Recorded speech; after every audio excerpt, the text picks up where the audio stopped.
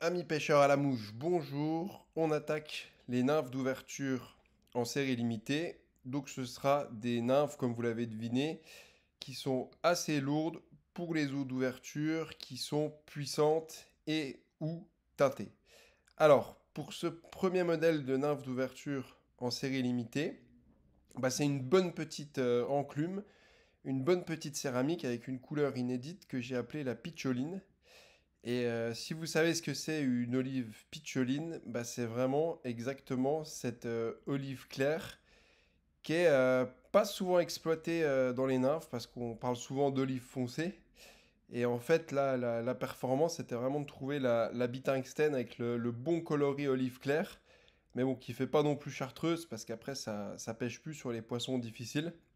Il y a beaucoup de larves de rhiacophiles et de trichoptères qui ont ce joli olive clair que j'ai transmis sur cette nymphe céramique. Donc c'est un modèle assez lourd qui est en fait très proche de la taille et du poids des CC3, CO3 que vous connaissez bien en céramique. Sauf que là, c'est une bille 3,5 tungstène. Donc vous verrez le poids sur la fiche, mais c'est quand même une bonne enclume pour pêcher les eaux puissantes.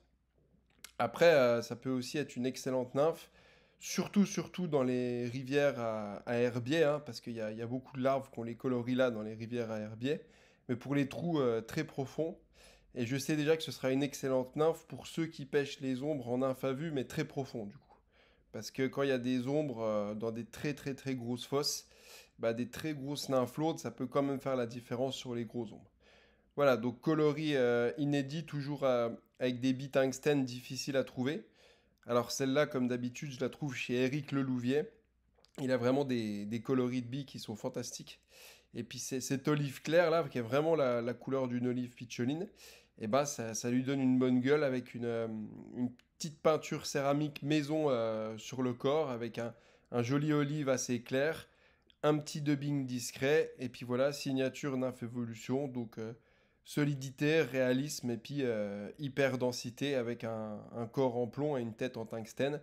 Donc ça vous permettra de pêcher les eaux rapides et très claires à l'ouverture. Alors si vous allez pêcher des eaux un peu piquées à l'ouverture, c'est peut-être pas forcément la meilleure nymphe. Je vous conseille de mettre des billes oranges. Mais pour des eaux rapides et claires à l'ouverture, une grosse nymphe olive claire comme ça, c'est sûr que ça fera le job. Et puis le coloris, il est assez inédit, donc je ne ressortirai pas souvent sur des coloris comme ça. Donc belle petite nymphe originale.